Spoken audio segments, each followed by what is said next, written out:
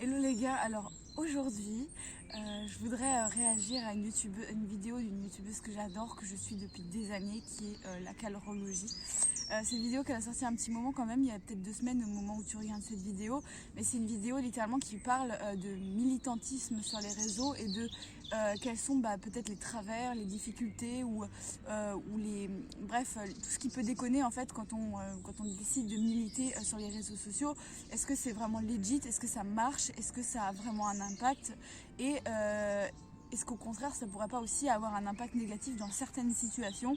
C'est vraiment ce qu'elle discute dans cette vidéo, qui a fait assez peu de vues en fait par rapport à...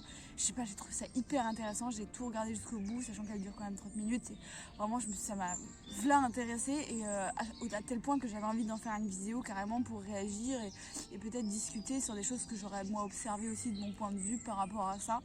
Et ce que j'en pense tout simplement, et donner mon opinion sur le sujet quoi, voilà. Donc si t'as pas encore vu la vidéo de la carologie, je t'invite à aller la regarder, puis après comme ça on peut discuter tranquille et tout. Mais c'est super intéressant, donc voilà. Alors déjà, il y a un truc qu'elle soulève dans sa vidéo et que j'ai trouvé très vrai, c'est que à partir du moment où tu crées du contenu sur internet, et notamment si tu crées une chaîne YouTube, ou tu as vraiment genre ce truc du branding, c'est-à-dire le personal branding, etc. Alors moi je sais que même si j'ai une toute petite chaîne YouTube, alors je sais pas combien on a d'abonnés en ce moment, on doit être à 2000, bon voilà.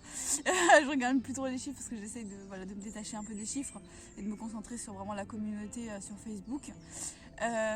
Mais à partir du moment où je montre ma tête, etc., j'ai mon image en fait qui apparaît sur les réseaux sociaux, et des centaines de personnes en fait qui voient ma tête et qui attribuent en fait, je sais pas, tout un tas de critères à ma tête, c'est-à-dire oui, celle-là donc c'est la nana bienveillance YouTube, santé mentale, etc., qui fait des vidéos, bref.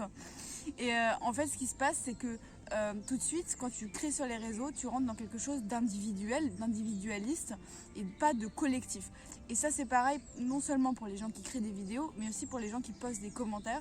C'est-à-dire que quand tu postes un commentaire, on peut liker ton post, et forcément, quand on like ton commentaire, ton ego va s'en réjouir de te dire ah, j'ai eu beaucoup de likes et tout, bien plus que si ton commentaire finit au fin fond des milliers de commentaires qui vont être postés, etc. Donc c'est très égocentré sur notre personne, etc. Même si dans le fond on partage des choses avec les autres et tout. Le truc c'est que par exemple quand on poste des commentaires, on va pas avoir le même rapport à l'autre que si la personne était en face de nous. On va être plus dans le truc de ouais, il faut que je sauve mon image, il faut pas que j'ai l'air con, etc.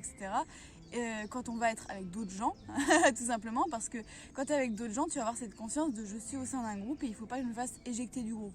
Tandis que quand tu es dans l'anonymat et que y a juste un pseudo et même pas ta photo sur le commentaire YouTube, tu t'en fous en fait un petit peu. Voilà, c'est chacun pour soi, chacun rajoute son grain de sel pour soi, etc. Et du coup, on se retrouve avec des gens qui n'hésitent pas à mettre des commentaires haineux sans rien craindre, parce qu'ils se disent de toute façon ça m'écartera pas de mon groupe social, parce que je ne suis pas dans mon groupe social, je suis juste un grain sur internet anonyme, et donc ça n'aura aucun impact sur ma personne, donc j'hésite pas à dire de la merde et tout, et à insulter des gens, etc. Donc ça c'est vraiment un truc déjà qui est... Alors pourquoi est-ce que je parle de ça? Parce que ce truc de chacun pour son image, en fait, chacun pour soi, ça touche aussi le fait de soigner son image, comme je dis, pour les créateurs. Et moi j'ai vu des milliers de créateurs que je suis, et notamment, je sais plus comment elle s'appelait, oui c'était Colline, je crois que c'était Colline. Avant elle s'appelait Pourquoi pas Colline, et maintenant c'est Colline. Mais à un moment elle avait... je sais pas, elle est très active sur Instagram, et à un moment il y avait le mouvement Black Lives Matter, ou je sais plus ce que c'était, un mouvement du même type en tout cas, et elle avait liké aucun post, etc. Elle n'avait pas posté de choses en direction de ce mouvement, et il y a des gens qui lui sont tombés dessus parce que tout simplement elle n'a pas partagé ce mouvement quoi, alors que c'était le gros truc du moment, il fallait militer pour les personnes noires, etc. Et elle a rien posté parce que tout simplement elle se sentait pas de le faire à ce moment, enfin elle n'y pensait juste pas, ou c'était elle se contentait de regarder sur les réseaux ce que faisaient les autres, et tout le monde lui est tombé dessus. Donc en fait les créateurs sont presque dans une obligation en fait de partager ces grands mouvements, voilà, de militantisme, voilà, le body positive, etc., etc.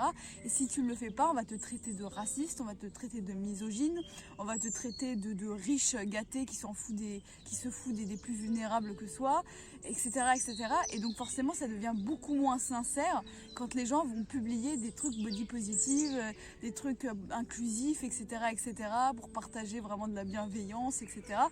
Et du coup ça devient ça devient fake en fait, les gars. Ça devient totalement fake.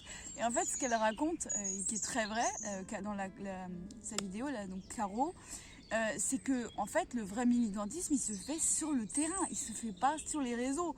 Au bout d'un moment les gars, il suffit pas de poster un post Black Lives Matter, etc. sur tes réseaux pour que ça fasse un vrai changement. Il y a 2-3 personnes qui vont regarder ton post, qui vont dire ah oui cool, cette personne est engagée là-dedans, bon bah voilà, ça va pas aller plus loin, il y aura toujours des personnes noires qui vont être discriminées, etc., etc. Le vrai changement il se fait dans la vraie vie, il se fait au contact des gens, il se fait au moment où tu vois un noir se faire discriminer et au moment où tu vas réagir pour condamner en fait cet acte. Il y a mon copain qui est en train de m'envoyer des messages, du coup je me vois plus dans le retour, ça me perturbe, c'est pas grave. Mais voilà, au bout d'un moment les gens confondent les réseaux sociaux avec la vraie vie et se disent bah voilà, si je partage un truc pour l'écologie sur les réseaux ça va tout changer. Ils vont se donner bonne conscience en se disant j'ai partagé un truc sur l'écologie sur mon profil Facebook.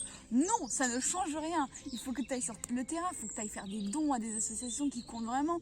Et il faut que tu ailles aider, que tu rejoignes des communautés et tout qui se battent ensemble et qui voilà, créer des masses comme ça de force qui peuvent vraiment aller changer les choses. Sinon, voilà, tout simplement, c'est juste pour se donner bonne conscience et voilà. Alors, si ça vaut quand même le coup de partager sur les réseaux sociaux, on va pas se mentir, de temps en temps, ça fait quand même... Voilà, moi par exemple, il y a un truc que j'ai trouvé vachement bien. C'était Cassie O, qui est en fait une youtubeuse américaine de fitness, de sport, etc. etc. Et en fait, elle a créé une marque de fitness, quoi, tout simplement. Et en fait, son branding, il se fait aussi beaucoup autour du fait que voilà, elle crée aussi des vêtements pour les tailles, pour les personnes qui sont peut-être en surpoids ou dans l'obésité, etc., etc. Et donc, dans ses photos de publicitaires, etc., il y a toujours des personnes de toutes les morphologies, quoi, et de toutes les couleurs de peau, de toutes les morphologies, de tous les IMC, ou je sais pas comment on peut dire ça. Et ça fait vraiment, vraiment plaisir. Et je me dis, si j'avais été quelqu'un voilà, qui aurait vraiment des problèmes avec mon poids, ou peut-être obèse et tout, de voir des personnes qui sont comme moi, porter des vêtements de sport, franchement, je me sentirais quand même beaucoup plus à l'aise et beaucoup plus incluse dans la société que s'il y avait que des nanas toutes maigres, avec des abdos tout bien dessinés, etc., etc. J'ai trouvé ça vachement bien et en fait, je sais pas, moi c'est juste ça me remplit le corps de joie que de voir ça. Alors, évidemment, il y a des gens qui vont critiquer, qui vont dire ouais, elle se sert des personnes en surpoids pour faire du marketing, blablabla, blablabla. Moi j'ai trouvé que ça c'était hyper positif et j'aimerais bien que toutes les marques fassent ça. Pareil, il y a Darjeeling, je crois que c'est Darjeeling, la marque de sous-vêtements, de lingerie, désolée, de lingerie, qui font des photos avec des personnes qui sont âgées et tout, qui n'ont pas forcément des corps tout parfaits, etc., etc.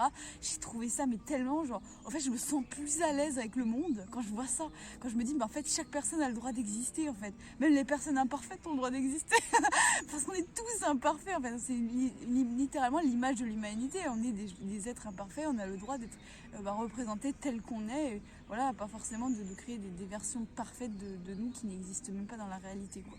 Donc voilà, donc oui, ça fait du bien parfois dans ce sens-là de diffuser des images comme ça de l'humain tel qu'il est. Et en ça, les réseaux sociaux peuvent être hyper positifs. Mais voilà, à partir du moment où c'est juste, je poste un truc pour que les gens vont liker et tout, et pour montrer que mon image est saine, parce que je suis quelqu'un qui milite, etc. Et que de toute façon, si je le fais pas, je vais me traiter de gros fachos, racistes, etc. etc. Voilà, ça devient si peu authentique et surtout si peu utile pour les personnes qui souffrent de l'autre côté du rideau. Et donc voilà, c'est pas incroyable. Donc voilà. Donc j'espère que j'aurais pas dit de choses offensantes. Je suis pas forcément à l'aise avec ce genre de vidéos un peu plus politiques, donner son opinion. Donc je suis désolée si j'ai été maladroite, si je dis pas les choses forcément. J'ai vraiment essayé de faire un truc réaction à chaud. J'ai pas vraiment fait de plan pour cette vidéo. J'ai pris quelques notes, mais encore une fois, voilà, j'ai littéralement sorti ça comme ça. Donc si je suis maladroite, si je suis imparfaite dans mes propos, que je dis des trucs qui sont parfois pas hyper adroits et tout, bah désolée. Voilà. En tout cas, bah, merci d'avoir regardé cette vidéo en tout cas jusqu'au bout, ça me fait vraiment voilà, plaisir. Je suis désolée, on entend les scies là derrière moi, de gens qui sont en train de pas mal couper les arbres. Voilà. On se retrouve très vite pour un nouveau contenu sur ce et je te dis à très vite. Salut!